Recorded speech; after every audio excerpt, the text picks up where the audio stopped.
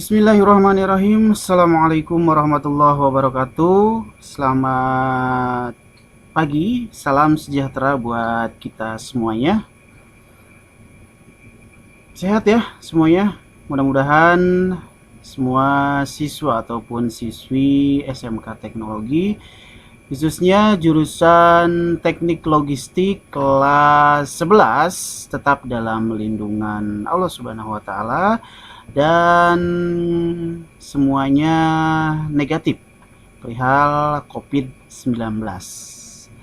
Tetap dalam pantauan ya, dan tidak boleh melanggar protokol COVID-19.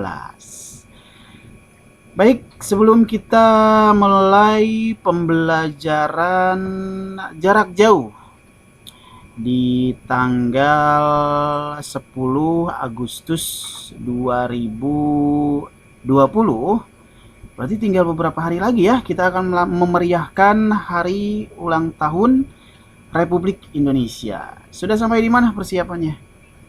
Semoga tetap jiwa semangat 45 kita selalu berkobar setiap harinya ya, meski dalam kondisi pandemi COVID-19.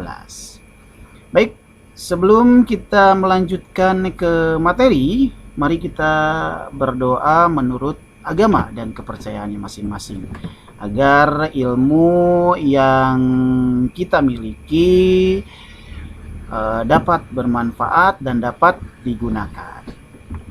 Berdoa dipersilahkan.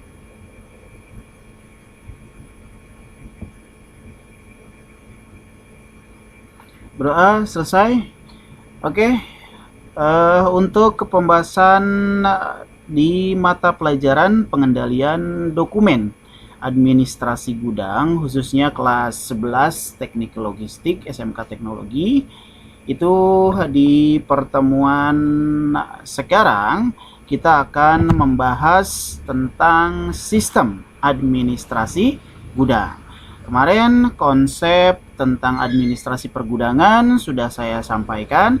Nah, ini sistem administrasi gudang itu sudah ada di bagian proses mekanisme pergudangan.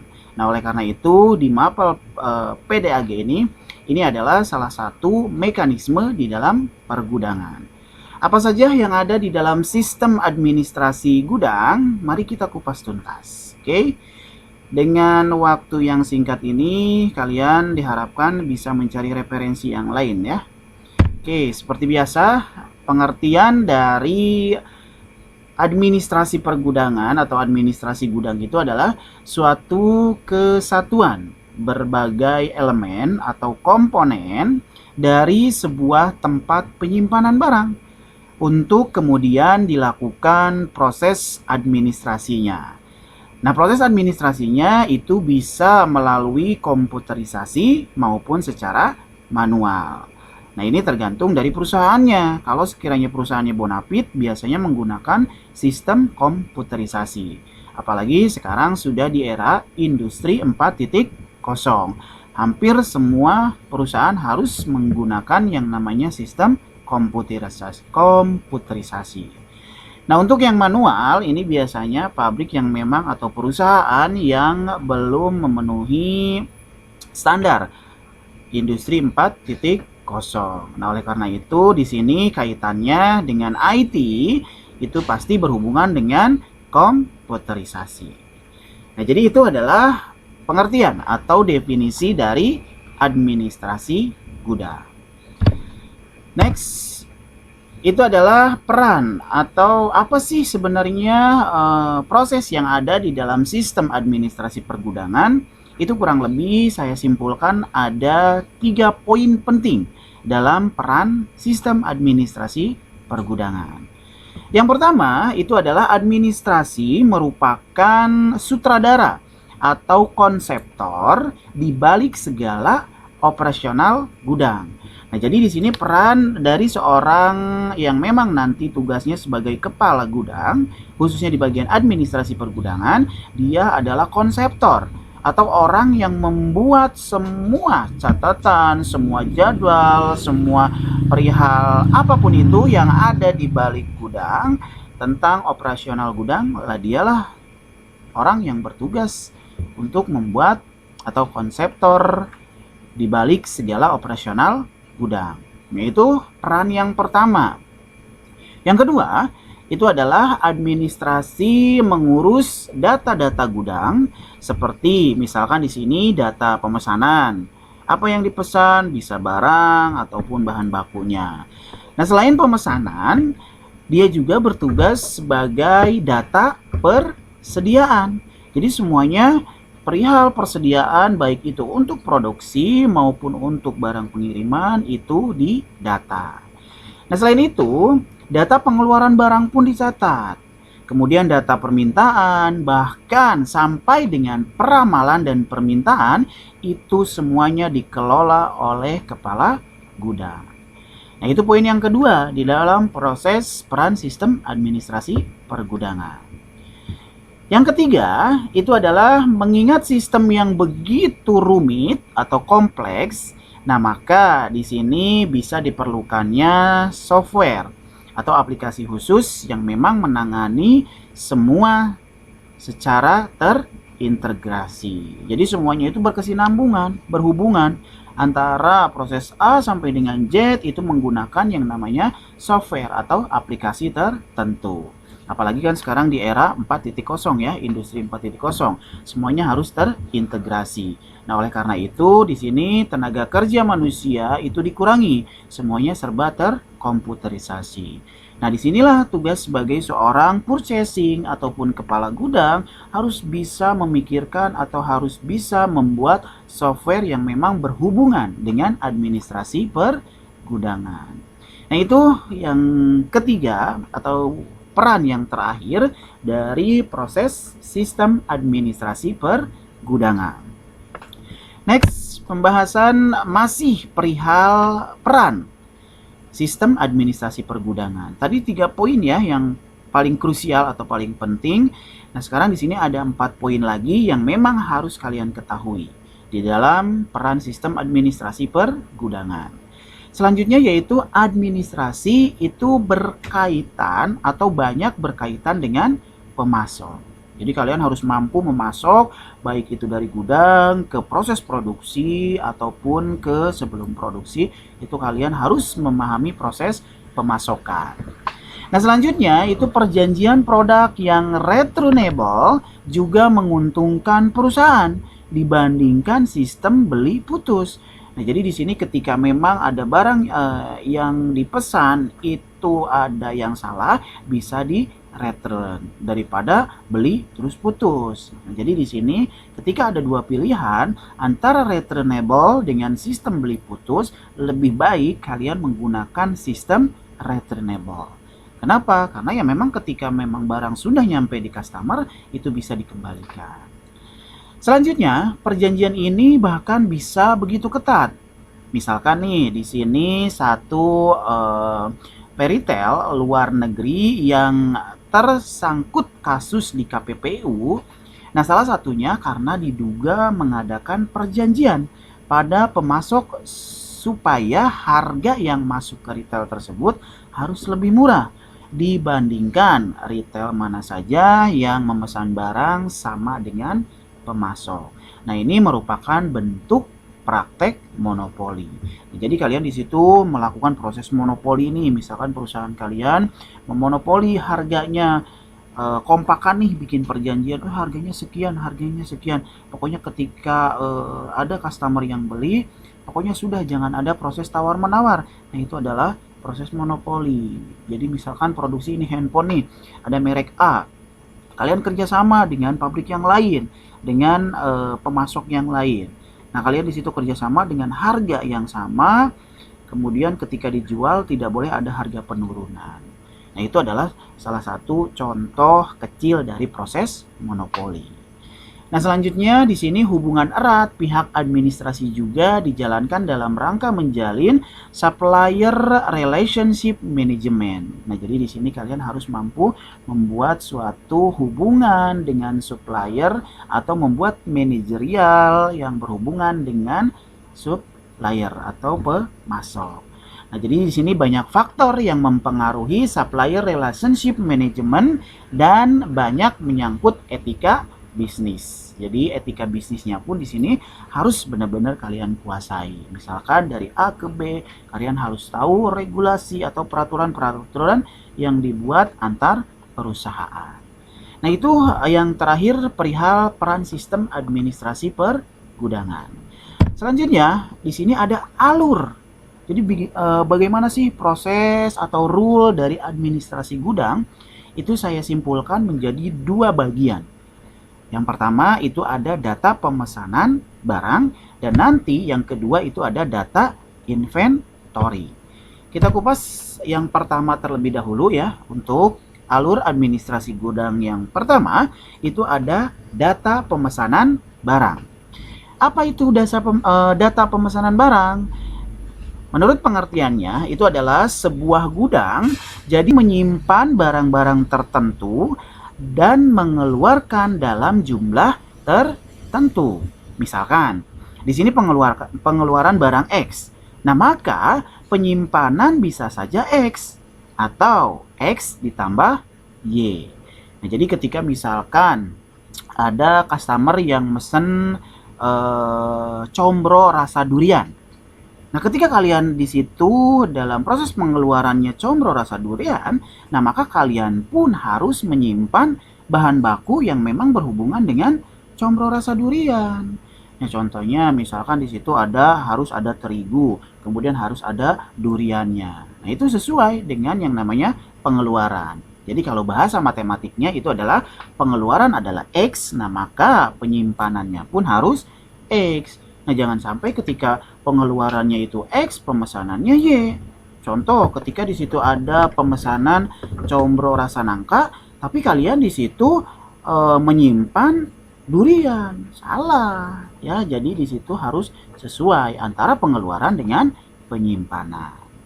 Mudah-mudahan paham ya dengan analogi atau peribahasa yang mudah seperti itu. Nah, di sini misalkan Y adalah buffer stock. Maksud dari buffer stock itu adalah di sini misalkan ada cadangannya. Contoh, di sini pemesanan dilakukan administrasi berdasarkan kebutuhan pengeluaran. Nah, kebutuhan pengeluaran diramalkan terlebih dahulu melalui data historis ataupun estimasi. Jadi diestimasi terlebih dahulu ya. Jadi kalian harus mampu mengestimasi ramalan-ramalan atau barang yang akan dikeluarkan. Jadi tidak semena-mena kalian memproduksi atau memasok barang tidak sesuai dengan peramalan. Nah, selanjutnya di situ pemesanan dilakukan kepada pemasok dengan perjanjian waktu bayar atau term of payment. Kalau disingkat itu TOP. Di mana TOP nantinya diusahakan angka lebih besar daripada DSI atau Day Sales Inventory atau waktu barang tersimpan sampai menjadi uang.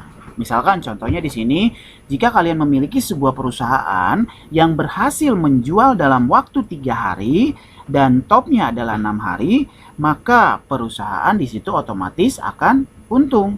Kenapa disebut untung? Karena sudah berhasil menjual 2 kali lipat, tetapi baru membayar 1 kali. Nah, itulah contoh dari alur administrasi gudang dari poin yang pertama, yaitu data pemesanan barang. Yang kedua, masih berhubungan dengan alur administrasi gudang, itu adalah data inventory. Apa sih data inventory itu? Jadi administrasi menjadi ujung tombak seluruh pencatatan, baik itu arus keluar masuk barang, sehingga pengendalian operasional lebih dimudahkan dengan adanya akurasi data. Dari mana akurasi data ini? Ya ini dari bukti pencatatan barang keluar masuk. Nah, di sini akan mempengaruhi beberapa hal. Misalkan di sini ada 4 hal yang akan mempengaruhi dari bukti pencatatan tersebut. Apa saja? Yang pertama adalah jumlah stok barang. Jadi jumlah stok barang di situ harus benar-benar akurat datanya. Antara diproduksi dengan data di administrasi itu harus sesuai. Yang kedua yang mempengaruhinya itu adalah klaim pembayaran barang masuk dan keluar. Jadi klaim dari customer itu harus sesuai. Misalkan klaimnya nih, barang reject ada 15.000. Ya berarti di data administrasi pun itu harus ada 15.000. Jangan sampai datanya itu lebih dari klaim pembayaran. Selanjutnya ada dasar memesan barang. Nah, dasarnya pun itu harus akurat. Jadi misalkan dasarnya nih ada barang yang disesuaikan oleh customer, misalkan 500 pieces. Nah, dasarnya pun harus sesuai 500 pieces. Nah, poin yang keempat itu adalah mempelajari trend sales. Jadi di sini kalian harus benar-benar menguasai yang namanya trend sales. Kayak semacam strategi-strategi yang memang di sini terupdate.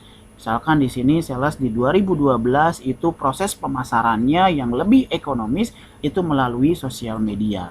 Itu budget yang dikeluarkannya pun lebih ekonomis melalui sosial media dan praktis pula. Jadi sekali klik itu semuanya sudah tersebar, bisa bahkan ke seluruh dunia. Nah, jadi data persediaan tersebut menurut akurasi data secara real time dan dapat dipertanggungjawabkan.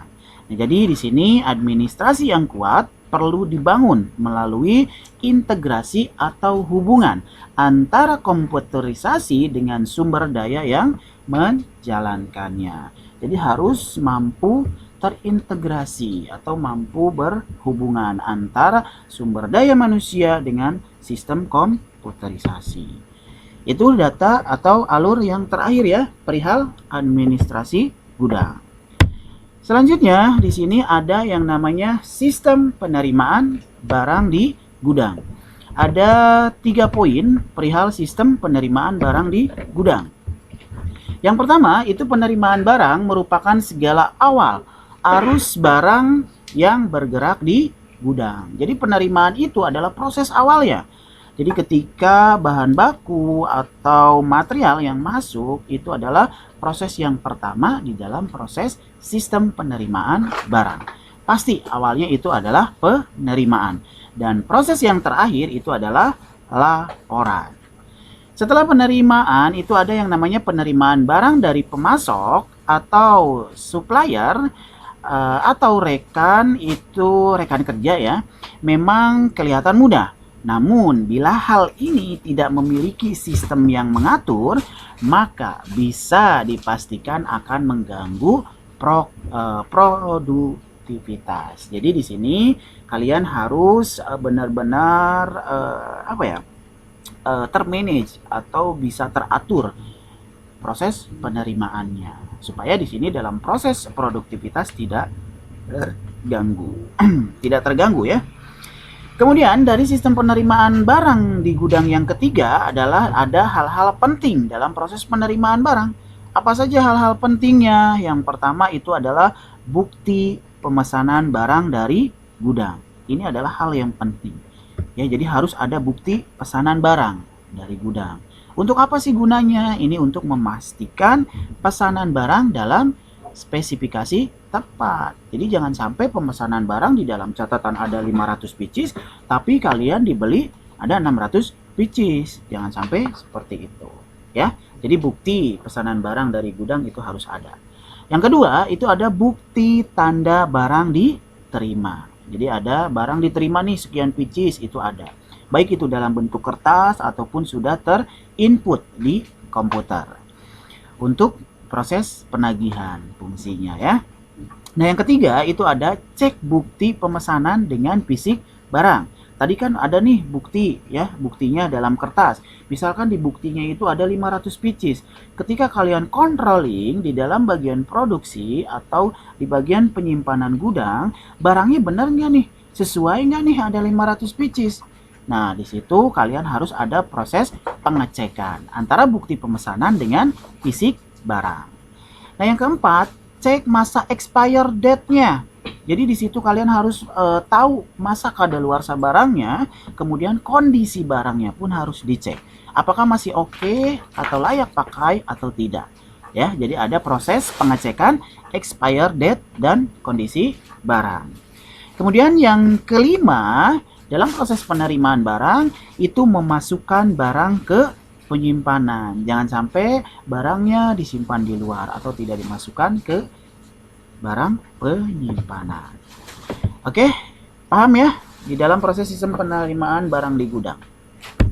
Next di sini tadi berbicara perihal bukti pemesanan atau purchase order.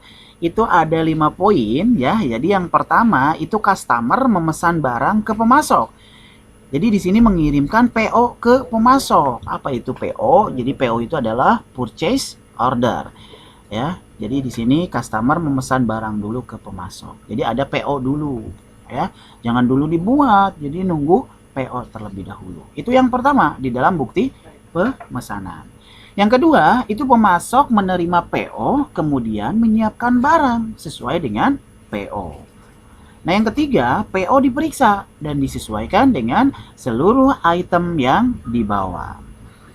Kemudian yang keempat, setelah cocok antara item barang yang akan dikirim dengan PO, dibuatlah bukti tanda terima barang. Nah, selanjutnya, rule dari proses bukti pemesanan adalah pemasok mengirimkan barang pesanan ke gudang yang telah disiapkan pemesanan. Nah, itu rule atau proses dari bukti pemesanan atau purchase order. Jadi ada 5 step ya. Yang pertama, customer memesan barang ke pemasok atau PO. Kemudian di sini pemasok menerima PO, setelah itu PO diperiksa, setelah cocok barulah dibuatkan bukti tanda terima barang. Dan yang terakhir, pemasok mengirimkan barang pesanan ke gudang yang telah disiapkan pemesan. Selanjutnya, nah, bukti tanda terima barang. Ada 3 poin yang harus kalian ketahui. Di sini bukti tanda terima barang serta faktur akan berhubungan dengan penagihan uang. Kemudian bukti tanda terima barang akan dijadikan dasar oleh pihak supplier untuk menagih ke pemesan barang. Dan pentingnya untuk membuat bukti tanda terima barang asli dan ada tanda-tanda yang dilampirkan. Misalkan di sini PO atau surat lain yang menjamin keaslian dokumen. Nah, itu perihal bukti tanda terima barang. Ada 3 poin ya. Selanjutnya di sini ada 3 aktivitas operasional dalam proses penerimaan dan pengiriman barang. Apa saja di sini aktivitas penting? Yang pertama itu bongkar barang. Jadi bongkar barangnya itu harus di cross check nih sesuai tidak antara personilnya atau SDM-nya yang dibutuhkan, kemudian dengan barang-barang yang akan dibongkar, kemudian kemana barang tersebut akan disimpan. Jadi dalam proses bongkar barang pun harus benar-benar dicek keakuratannya. Nah, yang kedua, aktivitas operasional yaitu cek expirednya. Jadi masa kadaluarsanya pun itu harus di cross check. Dan yang terakhir itu adalah cek kesesuaian antara pesanan serta memasukkan barang ke penyimpanan. Jadi kalau sudah sesuai dengan pesanan, kemudian barang-barang yang sudah sesuai itu dimasukkan ke dalam proses penyimpanan.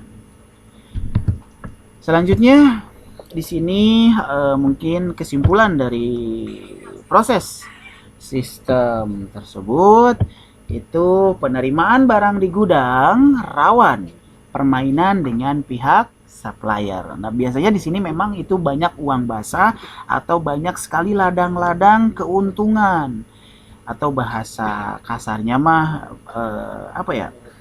ladang untuk korupsinya di bagian warehouse itu luar biasa. Jadi kalau iman kalian tidak kuat ya, banyak sekali di sini ladang-ladang untuk korupsi. Kenapa bisa bisa dikatakan ladang korupsi? Ya memang di sini ada permainan. Jadi antara pihak perusahaan atau pihak gudang dengan pihak supplier itu bisa dipermainkan, ya. Jadi misalkan kalian di sini sebagai manajer gudang nih, kalian harus mampu mengawasi bawahan kalian. Karena di sini memang bawahan kalian ketika memang berhubungan dengan supplier, itu bisa dipermainkan. Misalkan harga satu pieces barang dari supplier itu harganya 5.000.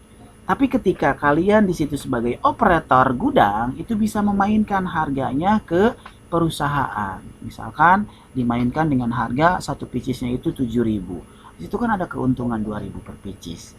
Nah, makanya di sini rawan sekali permainan antara operator gudang dengan supplier. Tapi biasanya di sini supplier itu berhubungannya langsung dengan manajer. Tapi tergantung perusahaan sih. Kalau memang sekiranya kalian yang memang langsung berhubungan dengan supplier, itu bagiannya memang benar-benar banyak ladang keuntungan. Itu biasanya di luar dari kontrak dengan perusahaan. Nah, selain itu, staf penerimaan tanpa diketahui oleh pemesan dapat melakukan deal-deal khusus yang merugikan pemesan dan menguntungkan pemasok. Jadi maksudnya di sini pesanan misalkan ada 100 pieces, tapi di situ kalian ada nego-nego di luar dari kesepakatan. Misalkan dari perusahaan A, kemudian ada perusahaan B. Nah, perusahaan B memesan ke perusahaan A itu misalkan 100 pieces. Nah, dari pemasok itu biasanya ada yang namanya hal-hal atau deal-dealan yang memang tidak berhubungan dengan perjanjian-perjanjian. Barang yang dikirim misalkan dilebihin lah gitu, atau ditambahin lah gitu barangnya. Nah, biasanya ada hal-hal seperti itu. Tapi kalau memang kedua belah pihak sepakat dengan hal tersebut, yaitu tidak menjadi yang namanya rawan atau melanggar peraturan. Nah, jadi di sini penting sekali kontrol yang ketat terhadap personil penerimaan barang itu harus benar-benar diperketat. Karena memang di sini sifatnya danger, penting sekali. Ya tadi biar tidak ada permainan ya antara operator atau antara manajer dengan pemasok. Nah, hal seperti ini memang dilakukan rotasi pekerjaan rutin serta bekerja dalam jumlah kecil. Serta pembatasan wewenang adalah hal-hal yang praktis yang bisa dilakukan. Nah, oleh karena itu kalian harus benar-benar menguasai mulai dari proses awal sampai dengan akhir, kemudian hubungan antara dengan pemasok ataupun supplier itu benar-benar harus kalian ketahui. Karena di sini memang benar-benar krusial. Ketika memang ada audit, kalau datanya tidak sesuai, itu bisa-bisa kalian bisa di-cut atau dipecat dari perusahaan. Ya, jangan sampai di sini ada permainan lah ya. Dan biasanya di sini orang-orang gudang benar-benar imannya harus kuat. Jangan sampai tergoyahkan dengan hal-hal yang memang itu sifatnya receh lah ya. Karena apa ya? Ya banyaklah betrak-betruk receh-receh yang memang itu mampu menggoyahkan iman kita supaya korupsi. Ini rawan sekali untuk di bagian pergudangan. Oke, cukup ya. Di sini tugas untuk PDAG pengendalian dokumen administrasi gudang. Silahkan kalian lakukan resume terhadap sistem peletakan dan pengambilan barang dari gudang. Nah, ini tugas kalian. Silakan dilakukan dalam waktu 1 minggu. Waktunya terhitung dari setelah mendengar atau melihat video yang sudah saya share. Ya, silakan lakukan resume terhadap sistem peletakan dan pengambilan barang dari gudang. Oke, cukup. Terima kasih ya untuk perhatiannya dan sudah menyaksikan videonya. Untuk absen ada 2 ya. Seperti biasa, absen ada 2 kali. Yang pertama, nanti kalian komentar di panel komentar link YouTube yang sudah saya share nanti di grup WhatsApp. Itu yang pertama. Jadi harus absen di panel komentar ya. Kemudian yang kedua, nanti saya akan menyebarkan atau nge-share link Google Form absensi khusus yang harus kalian isi ya. Itu absennya. Oke, kalau ada pertanyaan pun atau ada bahan yang mau didiskusikan, kalian bisa mendiskusikannya di WhatsApp grup. Kalau sekiranya misalkan tidak paham, Pak, ini saya tidak paham nih, silahkan dipertanyakan. Cukup ya materinya untuk hari ini. Jadi mudah-mudahan dengan sedikit waktu atau waktu yang memang kurang maksimal bisa dimanfaatkan oleh kalian dengan sebaik mungkin. Kemudian seperti biasa juga saya mengamanatkan tanggung jawab kalian sebagai peserta didik yang memang sudah diamanatkan oleh pihak sekolah ataupun yang sudah diamanatkan oleh orang tua kalian, dilaksanakan amanat tersebut. Jangan sampai amanat yang sudah harus kalian pikul itu kalian tidak laksanakan. Di masa pandemi COVID-19 ini, di era new normal ya, memang kerja kita ataupun langkah kita dibatasi. Tapi dengan adanya keterbatasan tersebut, jangan sampai membuat pikiran kita menjadi terbatas juga. Tidak. Hanya langkah saja, langkah teknis ataupun langkah praktek kita saja ketika kita melangkah itu dibatasi dengan peraturan-peraturan yang memang ada aksesoris-aksesoris khusus yang harus kita pergunakan. Namun ketika berbicara dengan kecerdasan itu tidak ada batasnya. Jadi kalian perluaslah, perbanyaknya yang namanya literasi, manfaatkan waktu rebahan kalian, manfaatkan waktu gogoleran kalian dengan hal-hal yang positif. Misalkan ketika kalian sambil rebahan, setidaknya di situ ada hal-hal yang produktif. Ya, contohnya di situ kalian harus membaca buku atau manfaatkan smartphone kalian dengan hal-hal yang positif. Kurangin yang namanya sosmed yang mengganggu pola pikir kalian, yang menjerumus ke dalam hal-hal yang negatif.